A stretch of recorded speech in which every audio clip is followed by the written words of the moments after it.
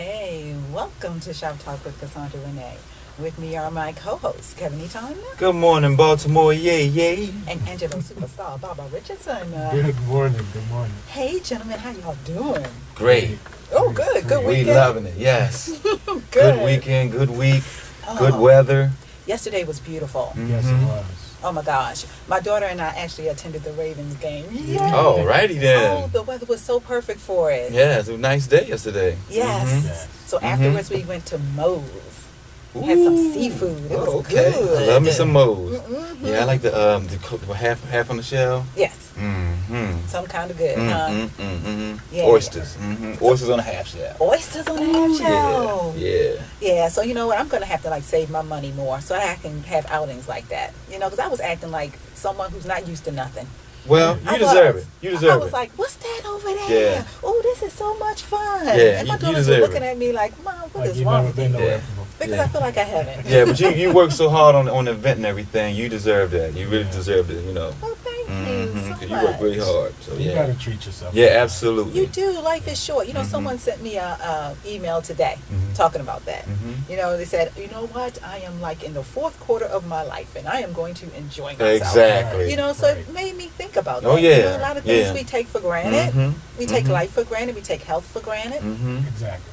My saying is, I've seen more days than I'm gonna see. Mhm. Pretty much. Absolutely. So y'all gotta have fun. You gotta get it in while you can, Mhm. right? Exactly. We Mhm. talked about the Lupus Walk last week. Mhm. And just to remind you, the Lupus Walk will be this coming Saturday, Mhm. right? Mhm. It's going to start at 9 o'clock. And it's going to start out at Rashfield.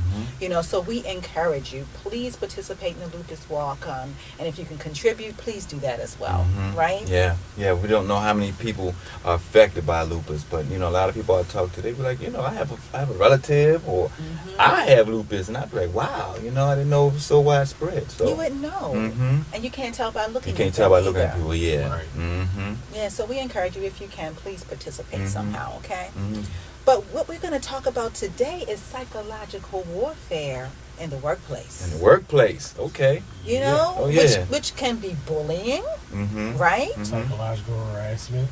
Yes. Yeah. All Mhm. of that. Mhm. All of that can fall under that umbrella. And a Mhm. lot of us have fallen victim to that. More of us than we realize, because oftentimes as adults, we don't admit, I'm being bullied. Mhm. Because you're used to hearing college kids being bullied, Mhm. young kids on the little playgrounds being bullied, Mhm. kids Right. that look a little different, that act a little differently. You hear Mhm. about them being bullied, Mhm. but you don't hear about workplace bullying. And it goes on. Yes, it does. Employer to employee and Mhm. employee to employee. Mhm. Yeah. Right, So Kevin? hey, I was surprised when you talked to me and told me we was having this subject for today, because I was like, okay, bingo, she trying to hit it right on the nail. That's With right. me, yeah, so good. We Yep, need to talk about it. Yeah, so let's talk about that. So we want to put the number out. Yeah, So we let's have people do that. call in at 410-481-1010, okay? That's 481-1010, Yes. all right? And basically, Cassandra asked me because, I've actually had a personal experience when it come down to having a psychological warfare on a job, and it landed me in the unemployment line, and also my coworkers too. So we went through a great ordeal, behind events that happen on the job, in the workforce. When you go to work every day, you expect to work and have a decent living and get paid and everything. And then when you go to work and you're being harassed and not being paid and things of that nature, it's just affects you totally, So, I have some coworkers that now they're doing good, because it's been a couple years now and everybody's working, and, I'm on the radio with my cuz now. Yeah. So, it's all good. But, it's a situation where it just doesn't really have to happen. We all need each other. Humans need each other. The employers, they need the employees. Yes. The employees need the employers. Yes. The doctor, he need patients. Yes. Patients need doctors. We all need those each other. nurses. Exactly. Yes. Yes. And to be belittled and just play tricks with things, and it's just unnecessary. Why do you think that happens, Kevin? I think it happens because basically maybe the people that are doing it maybe don't have a life of their own sometimes. Their work they take it home with them. Okay. They take their work home with them all the time. They may go home, they don't have a family at home, you know, and it's just on them so much that it becomes all of their world. Where somebody like you and I, we have a job, we have a family at home and everything, and we're going to the job to do what we have to do so we can make our money and come back home. We leave the job, we do the work at the job. When we come home, we do what we got to do with our family. So that makes us different. But do you think self-esteem has something to do about it? You know, because to me, it seems like people who try to bring other people down, they must feel badly about themselves. Because why would there be a need for it if you have self-confidence and you think highly of yourself? I believe that has a lot to do with it. Just like I said, it might be somebody that, like we would say, don't have a life. Yes. You know, so they take their work home with them, and that, to me, that's like low self-esteem. Yes. Even though you may be like a supervisor or something like that, but you have low self-esteem about yourself, and then you just, you know, it rains down on your staff or something like that. You know? Because maybe that person that's under you, maybe that person has more education than you do. You know, maybe that person comes across as knowing more than you do. Right. Yeah, and you Mr. feel, Know-it-all. because there's always those. But Or Miss Know-it-all. Or Miss Know-it-all. Or just people who do know more. Yeah. Well, like in my case, it just might have more swag than you. You know, it might not be education. I just swag a little, you know. Right. You know, that can be threatening to some people. I was just about to say it's probably threatening to that person just because of the fact that they don't know a lot of stuff. Yeah. That's true. Yeah. And you find people who've been in positions for a long time, especially supervisory type positions, they do things today the way they did them back in 1967. Yeah, but times have changed. Yeah. Times have changed. And sometimes they're jealous of the young kids coming up, you know, with these brand new ideas. Right. You know, so what better way to, I guess, get rid of them or to kind of bring them down to the level they feel that they should be than to bully them. Yeah. And you can learn something from each other, the old from the young. Yes. The young from the old. There's always better ways of doing stuff. Yes, absolutely. Again, our number is 410-481-1010 if you'd like to join in on the conversation. How about that? Yeah. And we were talking earlier how it doesn't seem to be in a certain area of the job market. It could go from the top government positions all the way down to the person that's you know doing at the cap. Yeah. Selling oranges on the street. Yes. Yeah, you know. Corporations, it could be government. Yes. It doesn't matter. It crosses. And I think, what do you think about this, Kevin? Because I think a lot of the psychological warfare that's going on in the workplace is because employers don't want to fire you.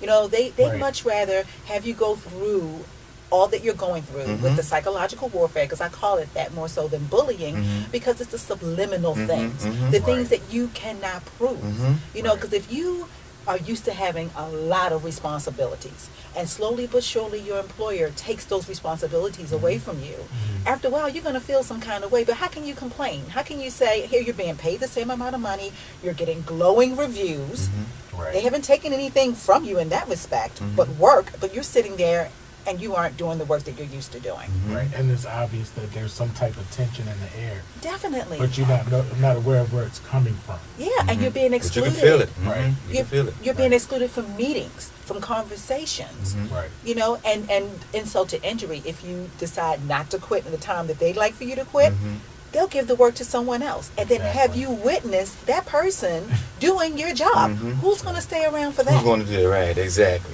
You know, so like you say, they don't want to fire you, and they also don't want to retire you. I have some friends that right now they've been working long enough where they're coming to the point of retirement. Yes. Right. And I mean, like really close, like 5 years or something like that, and they just having so many problems on the job that makes them just want to quit, but they don't want to quit because they've been working for the last 20-some years on the same job. And then they think about... They want their benefits. They want to retire. And then they think about, you know what, I am almost 60 or 60-some years old. Who's going to hire me? Yeah. And at what salary? You know, oftentimes we find that they're taking $20,000, $30,000 pay cuts just to have a job. You know, on the line we have MB. Can I say that sometimes like the wounds that traumatize us as a youth can like resurface in our workplace? Definitely. So some of these people are bullying people because they have issues themselves from growing up. Like you might think you left some of it behind, but you have it. No. It's always there. It's always going to be there. And I think that's why very few people speak openly about it. You know, Yeah. it's kind of embarrassed. You know, here I am, 55 years old, and I'm saying this person or this group of people are bullying me. Right. And what about women? Oh, You know, yeah. what we do to each other, y'all, we've got to stop. Right. We've got to stop hurting each other. Because we're very competitive when it comes to each other. Yeah, because we were talking in the lobby about how, the difference between men and women, and how men, we hash stuff out. We put it on the table, we like, what? Let's deal with it right now. Women prefer, like we said, to talk about it to somebody else. Yes. Which makes it worse in the long run. It's torture. Yeah. Because it drags it out. Mm-hmm. And then they start involving other people into it. Mhm. Right. And then you feel isolated because, I don't know, for some reason it's contagious. It's like a cancer or something. Right. It just goes on and gets bigger and bigger. And you've done nothing to these people most of the time. It's just that Exactly. you are a threat. Right.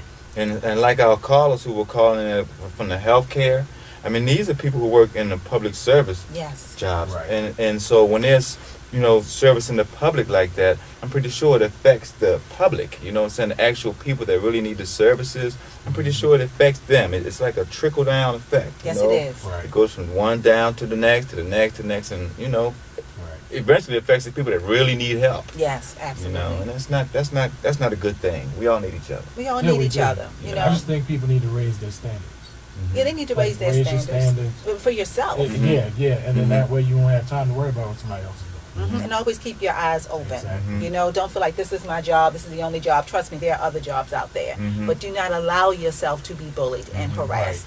And psychological damage, because it can do that. You can be Right. stubborn and say, hey, I'm going to stick here. I'm going to stick this out. They aren't going to force me to quit. And I know sometimes it's just better and healthy for you to start looking.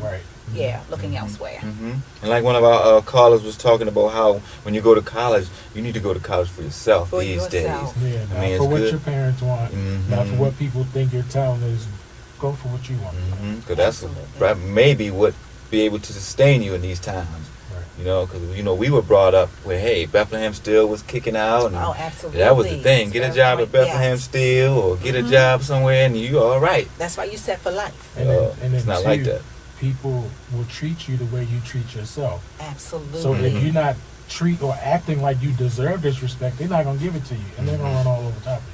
Excellent. Love yourselves, y'all. Yeah, got you. So I Got love you. me. I love me some me, okay? Thank you so much for tuning in again this week. And until next Monday at 11 o'clock, bye-bye. Bye-bye, y'all. Have a good week.